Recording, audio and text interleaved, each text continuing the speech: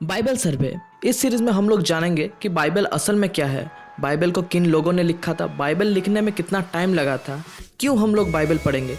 ये सब चीज़ें हम इस सीरीज में क्लियर करेंगे। अगर आप लोग परमेश्वर के वचन को सुनने में रुचि रखते हैं तो इस चैनल को सब्सक्राइब करें, साथ ही बेल आइकन को भी हिट कर दें ताकि आप लोगों को इस चैनल से जो भी वीडियो नया पब्लिश होता है उसका नोटिफिकेशन आप लोगों को मिल जाए। भी लोग चाहते हैं कि बाइबल को दो भागों में बांटा जा सकता है, पहला है ओल्ड टेस्टामेंट और दूसरा है न्यू टेस्टामेंट।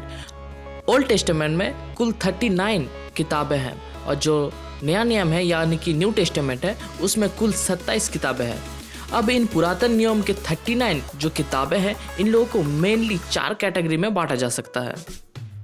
पुरातन नियम के पहला जो 5 किताबें हैं उनको हम लॉ बोलते हैं। इन किताबों में लिखा गया था कि इजराइल जाति को क्या करना चाहिए, क्या नहीं करना चाहिए, क्या उन लोगों को खाना चाहिए, क्या नहीं करना चाहिए। बेसिकली ये उन लोगों के लिए कानून था, जैसा कि हम लोगों के देश में भी कानून है। तो इजराइल जाति के लिए ये जो पहला 5 किताब था ये कानून का काम करता था, इसीलिए इन 5 किताब को लॉ कहते हैं, हिंदी में व्यवस्था। उसके बाद आता है हिस्ट्री यानी कि इतिहास। यहूदी लोग कैसे लोग थे, वो लोगों के राजा कौन कौन थे, वो लोग कहाँ से कहाँ गए थे, परमेश्वर उन लोगों को किस तरह से एक देश से दूसरे देश में लाए थे, उन लोगों ने कौन कौन से देश को हराया था। ये सब चीज़ें जो लिखा था ये सब चीज़ें इन 12 किताबों में लिखा गया था। इसीलिए इन लोगों को ये जो 12 किताबें हैं इस 12 किताब को हिस्ट्री यानी कि इतिहास कहा जाता है।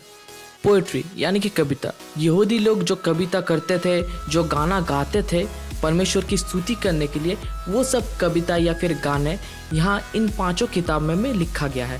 ये किताबें आयुब से लेकर उपदेशक तक है। इन 5 किताबों में यहूदी लोग जो गाना गाते थे, कविता बोलते थे और ज्ञान की जो बातें करते थे वो सब कुछ यहाँ पे लिखा गया है। प्रोफेसी यानी कि भविष्यवाणी, यानी कि जो भविष्य में होने वाला है। परमेश्वर ने कुछ लोगों को चुना था ताकि वो लोग परमेश्वर के जो संदेश है यानी कि जो भविष्य में होने वाला है वो सब कुछ लोगों के पास पहुंचा सके। ये लोग जो थे जो भविष्य बोलते थे इन लोगों को भविष्यवक्ता कहा जाता था। इन भविष्यवक्ता ने कुछ किताबें लिख के गए थे, वो सब किताबों को हम लोग प्रोफेसी बोलते हैं। भविष्यवाणी की किताबों को हम 2 भागों में बांट सकते हैं, एक होता है मेजर यानी कि बड़े भविष्यवक्ता, एक होता है माइनर प्रॉफिट्स यानी कि छोटे भविष्यवक्ता। मेजर प्रॉफिट्स जो थे उन लोगों ने बहुत सारी भविष्यवाणियाँ की थी, इसीलिए उनको मेजर प्रॉफिट्स कहा जाता है। और जिन लोगों ने कम भविष्यवाणी की थी उन लोगों को माइनर प्रॉफिट यानी कि छोटे भविष्य कहा जाता था।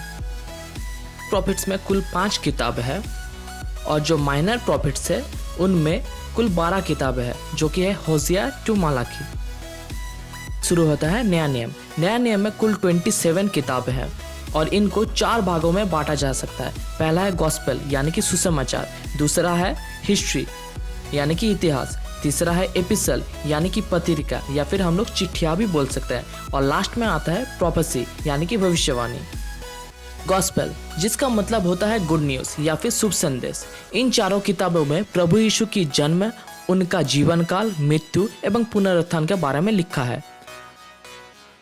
प्रभु यीशु मसीह ने किस तरह से हमारे पापों के लिए अपना जान गंवा दिया और हम लोगों को किस तरह से उद्धार दिया, इसको गॉस्पेल कहा जाता है यानी कि शुभ संदेश। गॉस्पेल में कुल 4 किताबें हैं, यह है मत्ती, मरकुस, लूका और यूहन्ना। मत्ती, मरकुस और लूका इन तीनों किताबों को सिनॉप्टिक गॉस्पेल्स भी बोला जाता है, जिसका मतलब होता है साधारण दृष्टि, क्योंकि इन किताबों में बहुत सारे मसीह के आश्चर्यकारों के बारे में नहीं लिखा गया है जो कि हम लोग यूहन्ना में देख पाते हैं। कि हिस्ट्री यानी कि इतिहास में केवल एक ही किताब है। इसमें प्रभु यीशु के स्वर्गारोहण के बाद प्रेरितों ने कैसे काम किया, उन लोगों ने कैसे न्यू चर्चेस को बिल्ड किए और कैसे पूरा दुनिया में क्रिश्चियनिटी फैल गया, इसके बारे में यहाँ पे लिखा गया है और इसीलिए इस किताब को चर्च हिस्ट्री भी बोला जाता है।